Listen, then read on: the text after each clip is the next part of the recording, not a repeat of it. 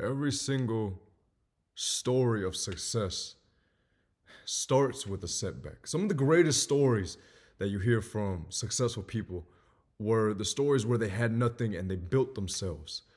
It's the underdog stories. You might feel like you're at your lowest right now, but I'm telling you, like, your greatest comeback starts right here. If you ever wondered how people rise from rock bottom, how they turn failure into a fuel and setbacks into success, it's because you want to find out a way to climb out of the hole that you're in.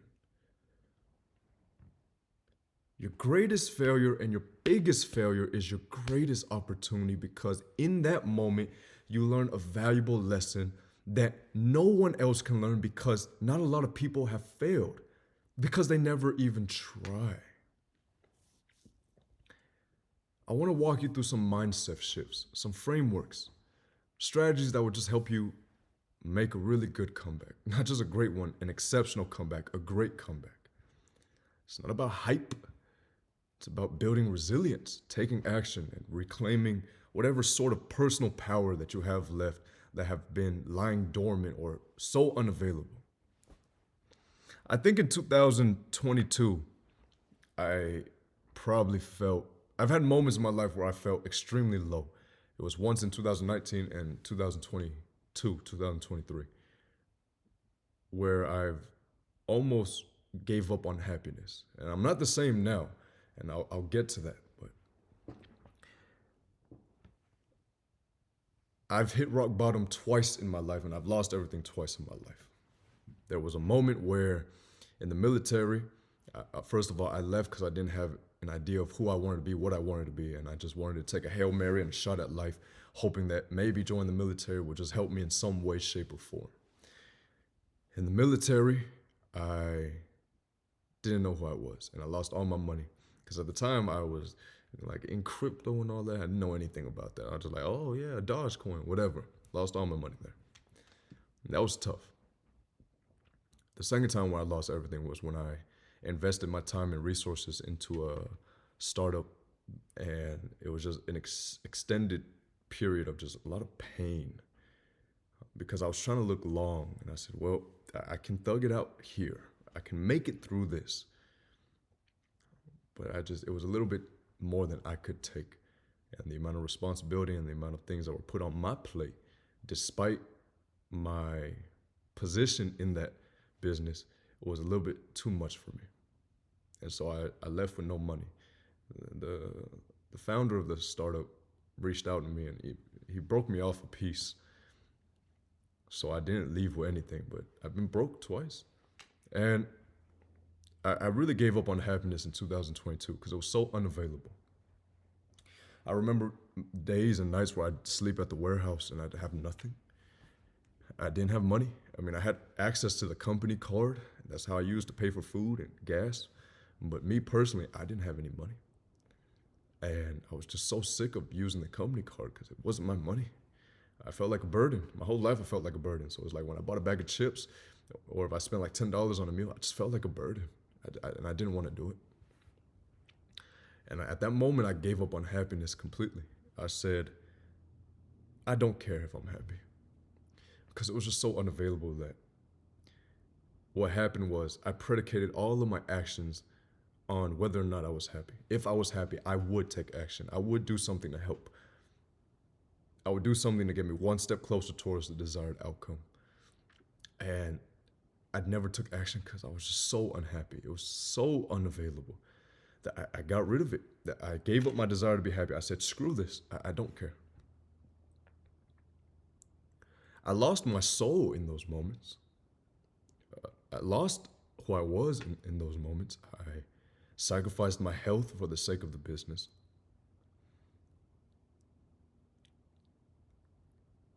It was just so painful. So I've been able to make somewhat of a comeback from those moments and still progressively grow every single day. Not just mentally, physically, spiritually, and emotionally. That goes into reflection and learning about yourself, but I've been able to grow. I've been able to make content. I have money that I can leverage to where it literally buys me back time. I never believed in trading time for money. In the early stages, you have to, because you have no skill. So you trade time for money until you can acquire a skill. Now you have a lever. You still trade time for money, but you have a lever. So now you can push down on that lever and you can get more for your time with that skill. And then when you get more and you have more money, you can use that money to buy back time. I've been so blessed to where when I got broken off a piece, I've been able to leverage that money. And I've been able to not only make a living, but thrive by investing in the assets. And it buys me time to make content for you guys. And I make content and I just slowly grow. Just a few months ago, my YouTube channel was at 0.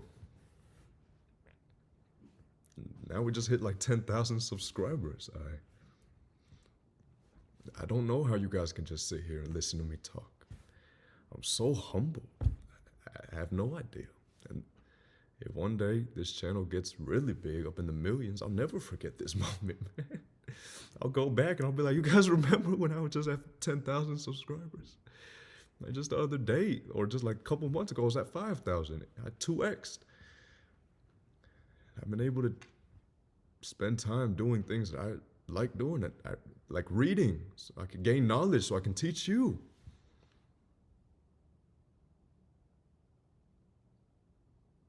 I've been blessed in my life, but I've experienced setbacks, and I've experienced moments where I've dropped on my knees and I failed.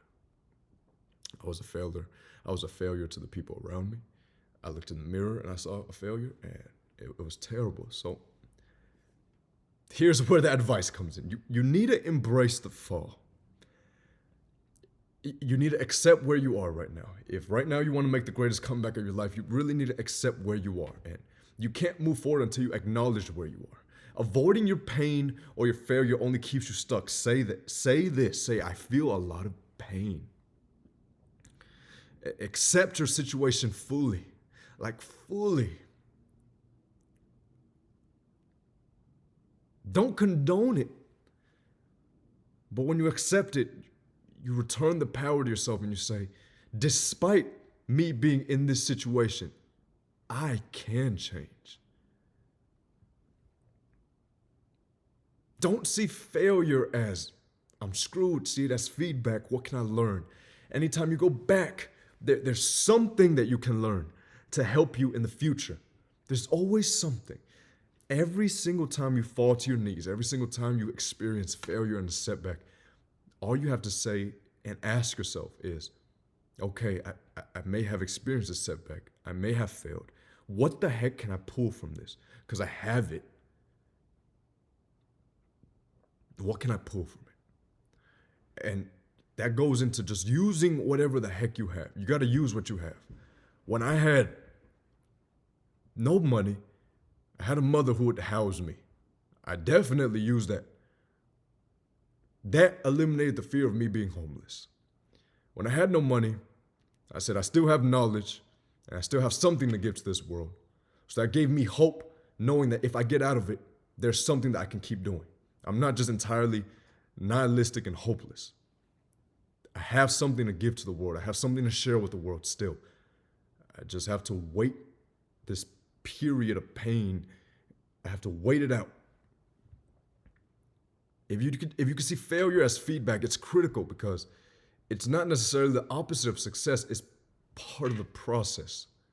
Every single mistake is a lesson in disguise. And if you look back on your life, you can look back on moments where you failed or you just experienced hardship. And at the time, you didn't know why you were experiencing this. Like, why me?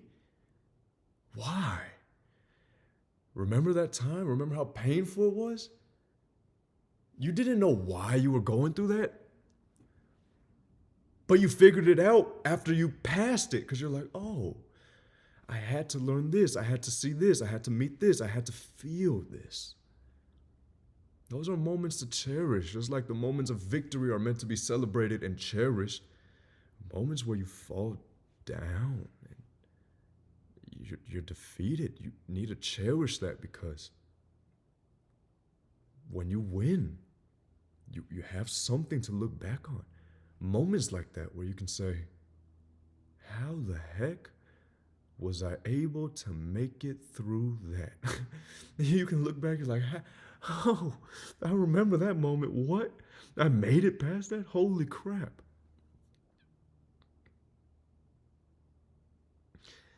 You need to embrace everything that happens.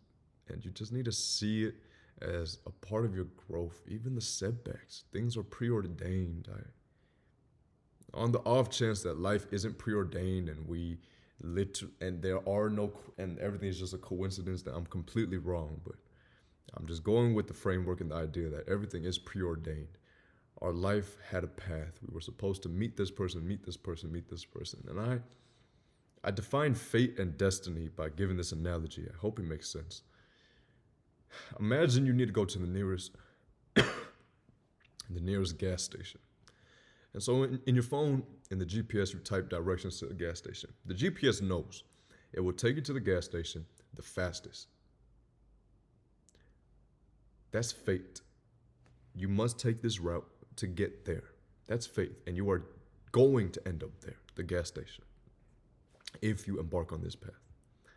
And it will get you there in the shortest amount of time, with the least amount of red lights, U-turns, or all of that.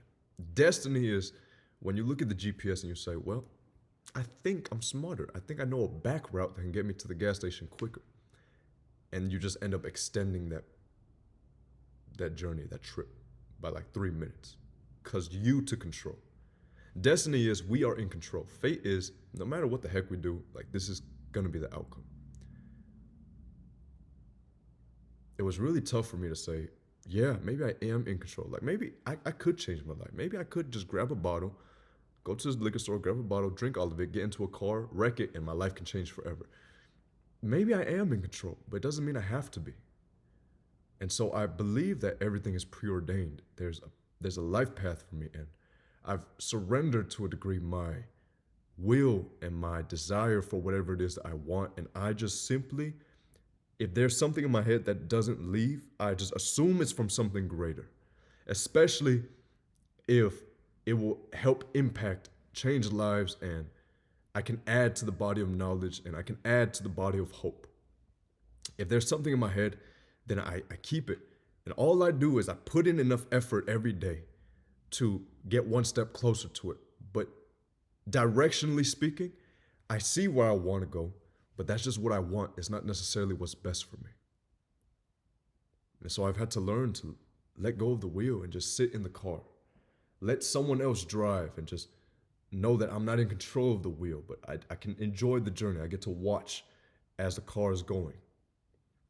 And so right now, I just enjoy the journey towards getting wherever I want to go. I mean, I'm sitting in the passenger seat. I have an idea of where I'm headed, but I'm not driving. I'm just enjoying. I'm just soaking in every single experience, every single moment. For crying out loud, Thomas Edison, he failed 1,000 times before inventing the light bulb. He said, I haven't failed. I just found 10,000 ways that won't work. That's what failure is. You found a way that's not going to work. Don't think of it as, I'm screwed. Say, now I know what to avoid in the future. Because you have time. You can literally do everything wrong for the next 25 years and you'll be okay. You have nothing but time. So these moments are meant to be cherished. They're valuable.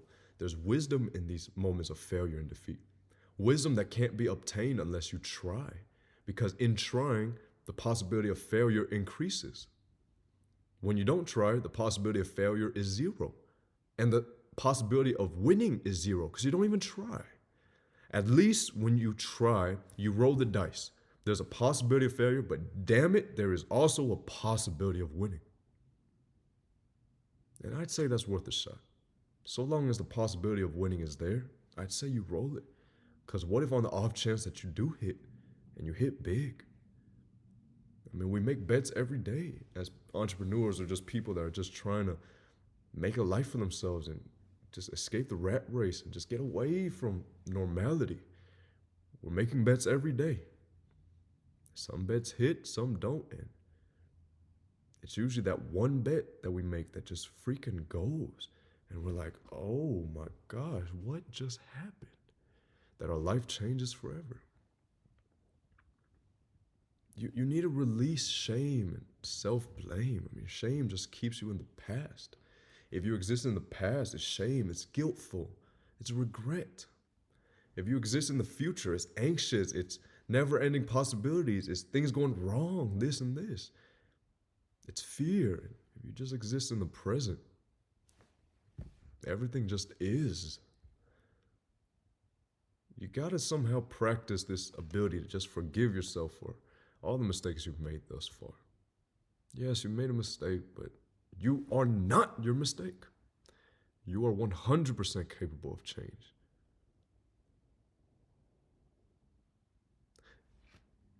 Then you can reignite your purpose. And when I say reignite your purpose, what I mean is you need to reconnect with your why. That's what purpose is. It's the why I'm doing something. If I'm making content, the purpose of my content is to grow my YouTube and to make someone feel less alone and to make someone's journey just a little bit easier than mine. That's the purpose behind my content. Sometimes we do things and we forget why we're doing it. We're just doing it for the sake of doing it. If I just start making content for the sake of making content, I'll start making content about random stuff that doesn't help people, that isn't telling my story, and probably won't grow my page. But because I want to grow my page, because I want to make content that helps, because I want to tell my story, my content directly aligns with that. And my content becomes purpose-driven. There's definite aim. And I'm not just kind of shooting in the dark.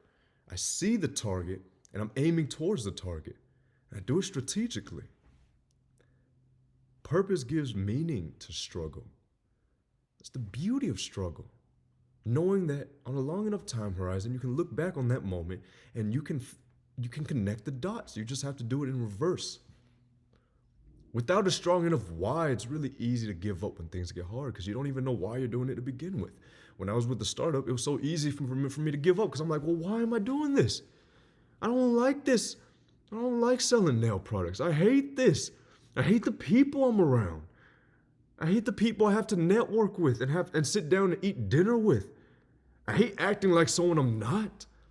I hate the people that I work around. I hate it. And it was so easy for me to give up because I'm like, I don't even know why I'm here. I don't want this. Am I just doing this for money? Am I just doing this to help? What am I doing this for?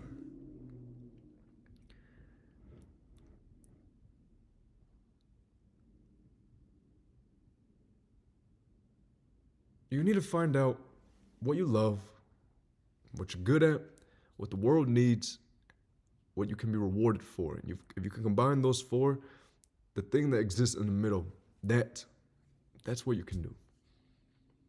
I to a degree, I really love knowing that I can make an impact. What I seem to be decent at is speaking. I am not Tony Robbins, but I can definitely speak for hours. I just try to cut my videos short for your guys' sake. I try to keep it from 30 minutes to like an hour. Trust me, I can go nonstop for 7-8 hours. I really can. But it seems to be something that I do naturally. It can get better, but it seems like there's a natural gift. What the world needs is something to freaking preserve hope. The world needs more people to start hoping again, and the world needs more people to remove fear, and the world needs more inspiration. And in doing so, I can be rewarded by making content because I love making an impact or knowing that I'm making an impact. I seem to be decent at talking. I'd say some people may need just a little bit of hope in their life.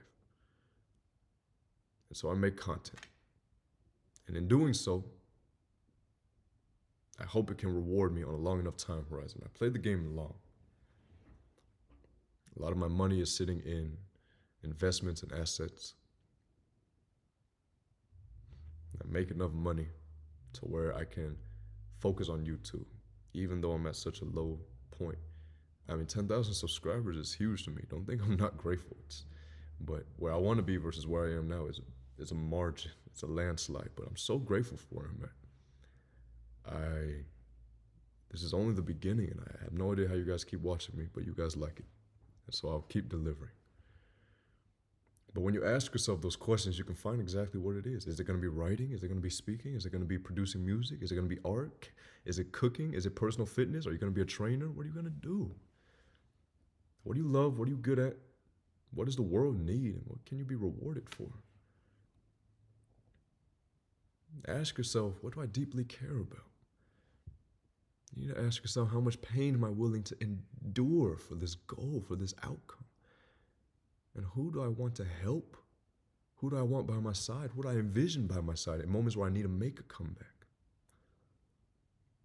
You ask yourself that and you'll get definite aim and purpose. You'll see a path that's a little bit more clear so that you're not just wandering blindly in a forest with no direction, but now you've embarked on a path. Whether or not it's your life's path is something you will figure out in due time.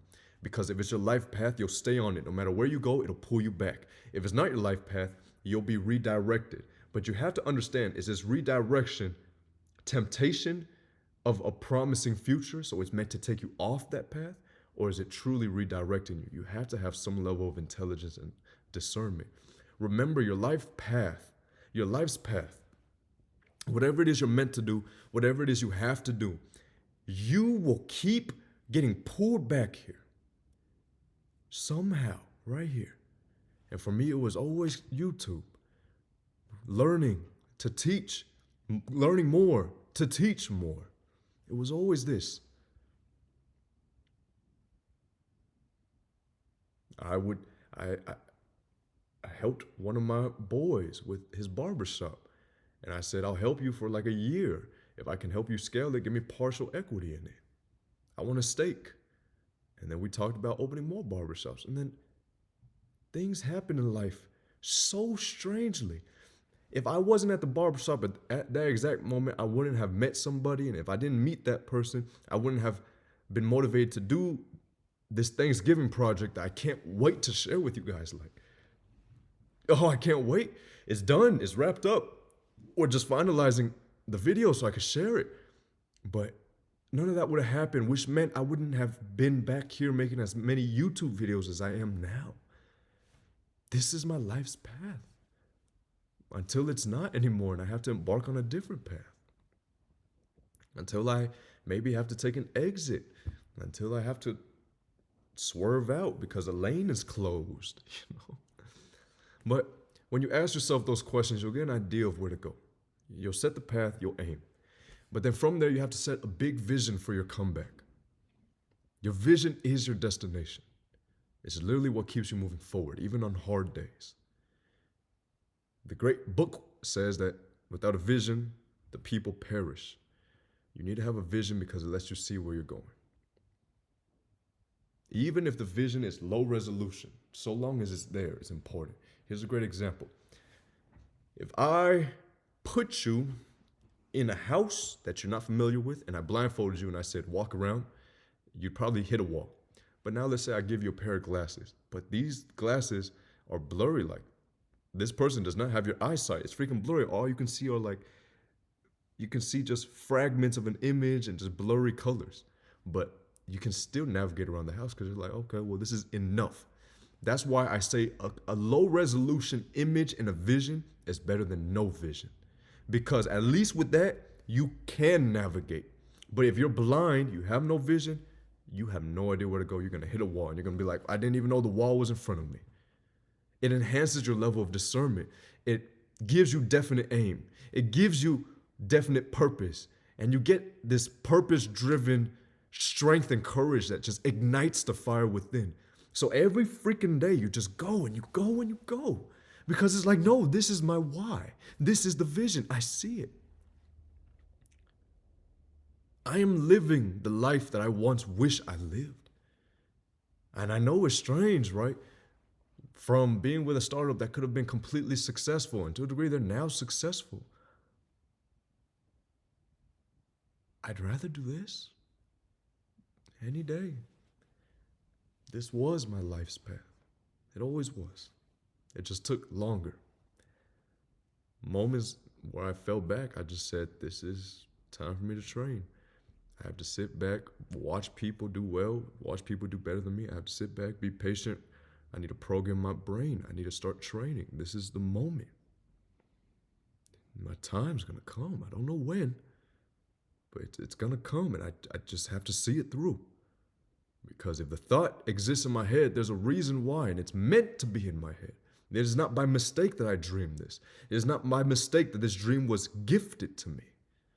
This is not my dream. It's a dream that was gifted to me so I can execute a mission that I have to carry out for the sake of something greater, something bigger than me.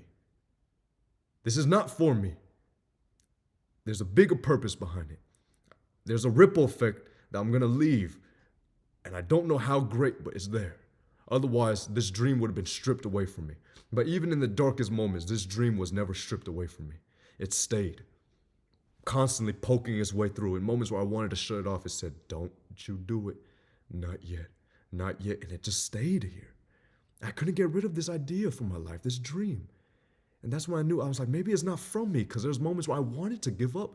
I chose to give up. And life didn't let me give up. Can you believe that? Life didn't let me give up. I literally had moments where I would just drink a bottle a day. And I'm like, I would scream out to God. I say, look at me. Your son, your child has failed. Whatever mission you have entrusted to me, give it to someone else. I'm not the one.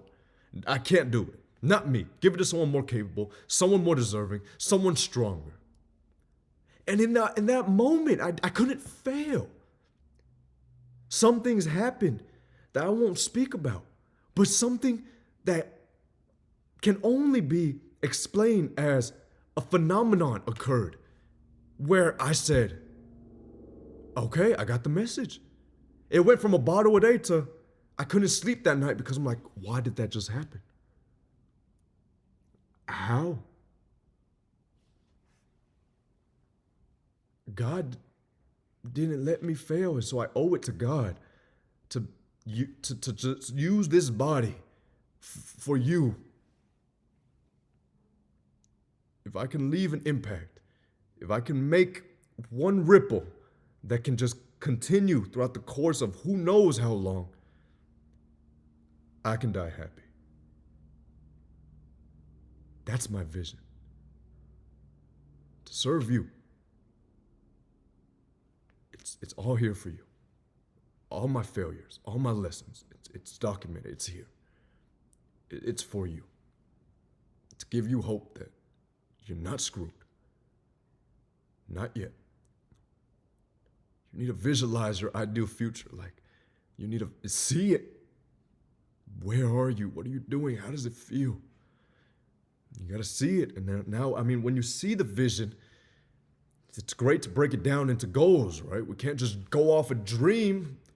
Well, what the heck are we going to do about it? Because when I had the dream and I couldn't fail, I'm like, well, what the heck am I going to do now? There are goals. There are specific goals, measurable goals, achievable goals, relevant goals, and there are time-bound goals. Specific goals are things that are in detail. Like, specifically, I want this. Measurable goals are, what can I do to continue to measure my progress? What are things I can do every day so that I can measure and I can see how progressively good I'm getting at it? Achievable goals are, what are things that are like, I can actually do this? Relevant goals are, what do I have to do that would directly impact my desired outcome? And time-bound goals are goals that you have to say, is this a goal that's going to take X amount of time? So do I have to play the long game? Or is this a goal that can be achievable within a short time frame? Be specific with them. Specific goals, measurable goals, achievable goals, relevant goals, time-bound goals. Understand which of your goals fall into what area. Is this one specific? Is it a measurable? Is it achievable? Is this one even relevant?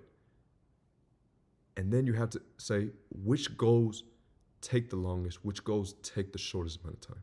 Which goals can be executed now and I'll get my desired outcome in maybe a month or two? Which ones do I have to play the 5 or decade year or a decade time frame?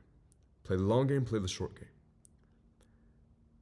Instead of saying something like, I want to get fit, I want to be in really good shape, you can just break it down and just say, well, I just kind of want to go, I just want to go to the gym 3 times a week for 30 minutes. There you go. So instead of I want to get fit, you break it down to practical, actionable steps. I want to go to the gym 3 times a week for 30 minutes. So now 3 times a week, you can go to the gym for 30 minutes. And in doing so, the byproduct is you will get fit. So it's a measurable goal, more specific, achievable, that lets you get the desired outcome. Through taking action, we always talk about, and I always talk about momentum. That's how you build it. Momentum gets built through taking action. And once you have momentum, you have leverage. You have a lever you can pull. It makes doing things and the same things a lot easier. The reason why some people that have been waking up at 4 a.m. for so long can do it so easily is because, well, they gain momentum through just doing it once or twice or 3 or 4 or 5 times. And in doing so, it created a behavior change to now where they have leverage, to where waking up at 4 isn't challenging. It's just, oh, it's up, time to get up. They have leverage. Big comebacks are built on small, consistent actions. Always focus on small wins, because the more we focus on big wins, the more we want things to happen instantaneously, which falls into the whole idea of the instant gratification trap, which means you don't have the ability to delay gratification, which means you can't swallow the glass now. And that is the most important thing when you are making your comeback, is the ability to swallow the glass now. Pain now, pleasure later, not pleasure now, pain later. The reason we get stuck in this cycle of pain is because we take pleasure right away, and then later on we're in pain and we're like, why are we in pain? It's because we couldn't flip the script. Every single win boosts your confidence. It creates momentum, and it reinstates the idea that if I can compound this over the course of X, Y, and Z, I will get there. Instead of wanting to make $1 million in a single day, what if you just make $1,000 in a day, every day? I mean, I think that would be something shy of like $250,000 a year. It's great to have the idea. How can I make $1 million in a day? I don't want you to get rid of the idea. But then you're focusing on the big win all at once. You miss out on the small wins that make it so rewarding. You miss out on the small wins that make you want to keep going. You see progress. Imagine if everything you want was just handed to you. The whole beauty of achieving things is the drive, is the journey.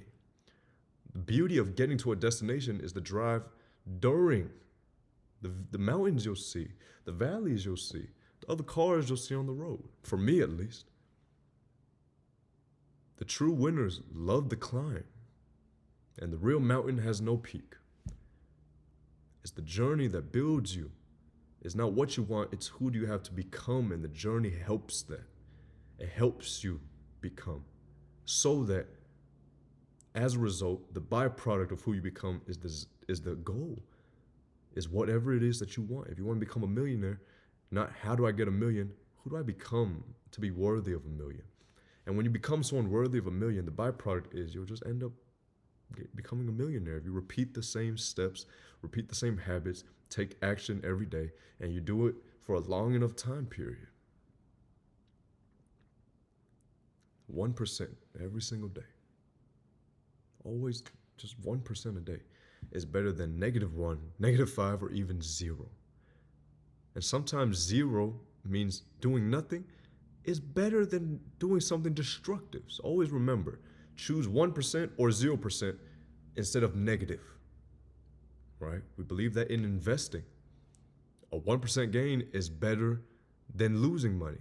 And not making money is better than losing money. A whole lot, right? So I take that into life. You don't necessarily need a routine. And I have a bias on a routine, and I have a subjective view, which is you don't need to freaking have this 5-hour morning routine to become successful. Do whatever is necessary to achieve your desired goal. Whatever the desired outcome is, you have to figure out what to do to get one step closer. For example, if getting in shape is that desired outcome, I would say reading an hour in the morning about mythology doesn't directly impact that. Just go in the gym. I'd say if the goal was to make a lot of money, maybe standing on grass for 45 minutes and being one with the universe doesn't necessarily directly impact that. It may indirectly make an impact, but not directly. Build your routine around things that directly impact or affect you getting one step closer towards the desired outcome. If you want to get in shape, if you're going to learn, let's not learn about mythology. How about we learn about anatomy and training, dieting and nutrition? How about we actually go to the gym? How about we spend time working on this, making our body functional, training it laterally, moving forward and backwards, working on our posterior chain, our anterior chain, our lateral chain. Things that will directly impact you getting towards your goal. Don't just create a routine around things that you see on the internet, like you have to wake up at 4, then you have to do an ice bath, then you have to do this, then you have to go in the sauna, then you have to read 30 minutes, then you have to get some sunlight, some vitamin D, then you have to put your feet on the ground, then you have to hug a tree, then you have to do a journal. A lot of these habits are just preparing the mind to take action towards achieving the outcome. If you don't have to prepare the mind, you can just take the action to get towards the outcome. Which is why I love the idea of you don't have any rules. I mean, the only rule is that there are no rules. I'm not saying you should, but if all you wanted to do was make money, like get money, you can watch porn, you can masturbate, you can have a lot of sex with women, you can still drink, you can freaking do drugs. But if you do the necessary things to achieve money, to get money, you'll get there. If you want to make money by starting a business, as long as you don't blow the money, acquire customers, lower your cost of customer acquisition, market so that more people see your product, and make your product desirable or something that can solve a problem, you will freaking make money. And if you can do that, you can eat like garbage. You can do all the BS. I'm not saying you should. I'm saying maybe refraining from the BS will probably make the journey easier. But you have to understand that there's a desired outcome and there are things that you have to do that directly impacts it. And there are some things that you do that just indirectly impacts it. Focus on the direct, not the indirect. So if you're going to build a routine, structure your routine around direct impact towards the desired goal, the desired dream, the desired outcome. Remember progress over perfection. At the end of each day, you can ask yourself, what went well? What can I improve tomorrow? Start the morning with a question. What good can I do today? End the day with a reflection. What good have I done today? And that's it. What good will I do today? Execute that good.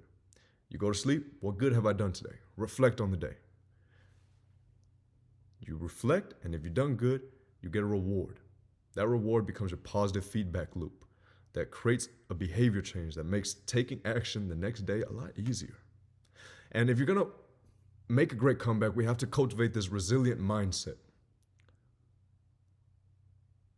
I love Stoicism. I'm a big fan of Stoicism.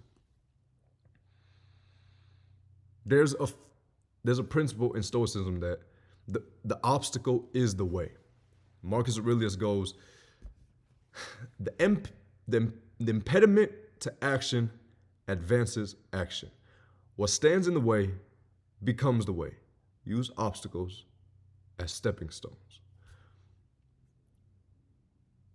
Obstacles are not meant to be avoided. They're meant to be used. If you're climbing to the top of a mountain and you're hiking, you don't try to avoid the rocks in your way. You're going to try to climb your way up using the rocks. If you're climbing to Mount Everest, you don't try to avoid the mountain. You use the mountain to get to the top. Obstacles are the same. Don't avoid the obstacle. See what you can use. How can you use it? So you reframe it, and now it's something that was once avoid, other direction to, no, I can face this. How can I use this? It's something that's in the way. How can I use this? Also, what can I learn from it? What skills can I develop from it? What ideas can I get from it?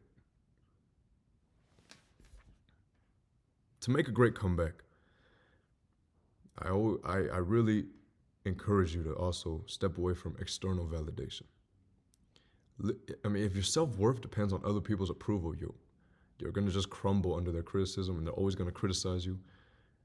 And there's nothing worse than caring about the opinions of people that you don't want to be like in any way, shape, or form. Screw external validation. Screw it. I'd make the argument that if shorts, slippers, and a t-shirt are the most comfortable things to you, but you wear a tuxedo every day, you're not authentic. Well, unless you're in a position where you need to leverage your looks to get more money, and so it's purely off leverage, okay, then sure, whatever, do it. But I'm saying if you don't need to, but you still choose to, you're not authentic. And so you're seeking validation because you assume that suit and the nice smelling cologne will have people view you a certain way and perceive you a certain way. So that means you care how they perceive you.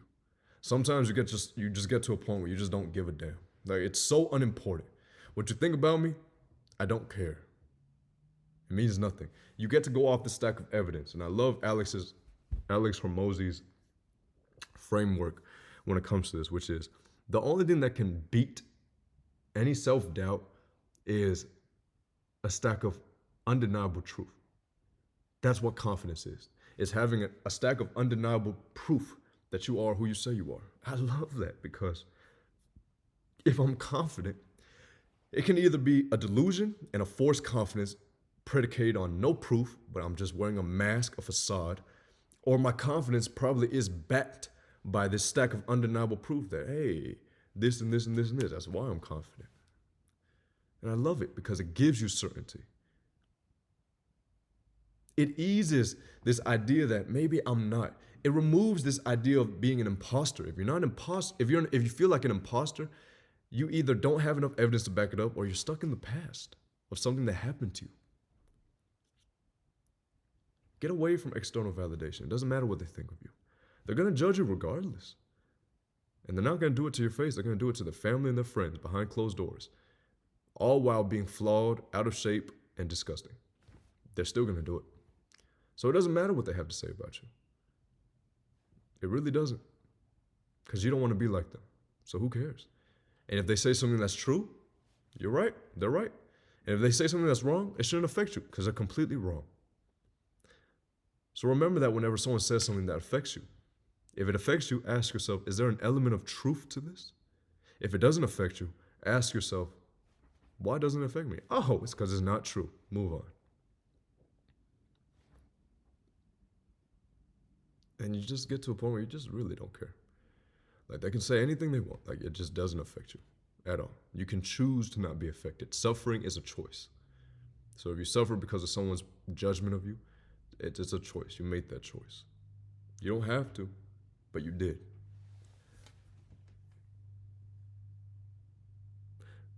Orienting your environment to help you just make a great comeback is really important. Surround yourself with people that are like-minded, that you want to be like. Don't surround yourself with people that will hinder your growth. Don't surround yourself with people that you don't want to be like in any way, shape, or form because you don't want to be like them. There's no reason they should be around you. Be humble. Understand that you can learn from everyone, but if in the case that you see someone and it's just like, I don't want to be like you, okay, bye. Get out of my life. I don't really care. You need to have this ferociousness and this almost cold-bloodedness when it comes to setting boundaries and making exceptions. There should be no exceptions. People enter your life to help you grow. If they do not, then maybe don't have them in your life. Doesn't mean you're transactional. It just means you're very strategic of who you let into your life. It's very simple. You have to take action. And it starts now. Embrace the fall. Reignite your purpose. Build momentum through small wins and consistent actions. Cultivate a resilient mindset and surround yourself with people who empower you, who inspire you, who make you want to do more.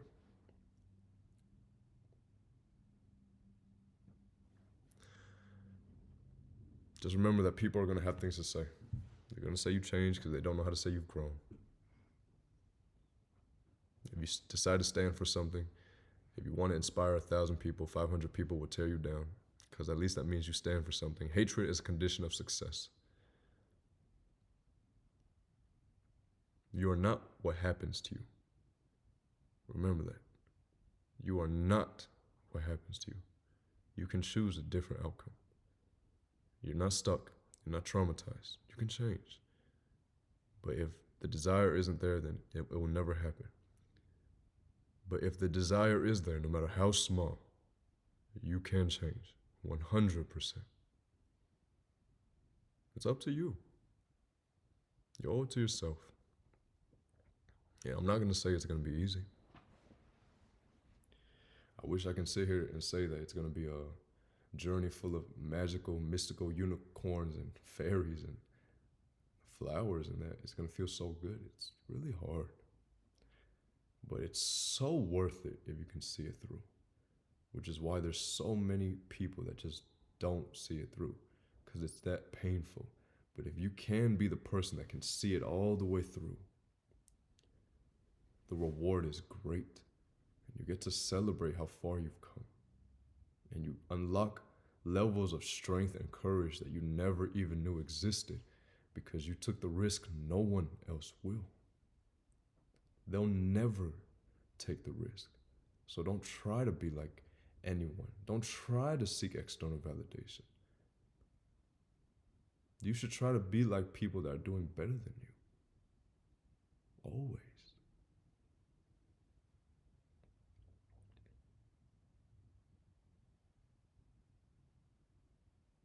Your growth is directly predicated on when you're going to take action.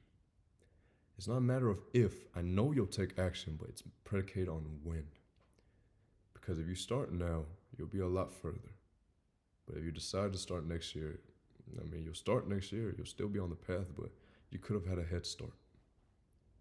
And whatever you're fearful of, just know that it doesn't matter. And if you don't care about what people think about you, if you don't care about people thinking you're a failure, if you don't care about people judging you for trying, then you'll just end up doing it, because their opinions never mattered to begin with.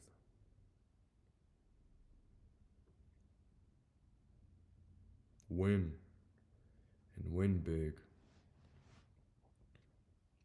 It's an experience, something you can share. It's a story to tell. You might as well try. Because when you roll that dice, yeah, the likelihood of you failing increases, but now you present the opportunity to win. If you don't roll the dice, there was never an opportunity to win. Failure is 0%, and winning is 0%. But when you roll the dice, at least winning goes up to 50.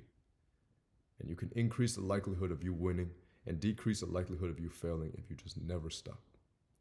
If you never stop, you can significantly lower the likelihood of complete defeat and failure. Yeah, I'm rooting for you, man. I'm rooting for you. I really am. I can't wait to see you get there. Because I get it. Because I remember how I felt when I had nothing, and I remember the pain. I'm rooting for you. I hope I'll see you up there. Meet me at the top. Climb. So I can smile at you as you're climbing. Like, hey, what's up, man? You decided to climb too? Win, and win big. Do it for the one person that matters. It's you. Win for you. It'll inspire somebody. I promise. It'll really change someone's life and leave a ripple effect that you can't even imagine. I promise. Good luck.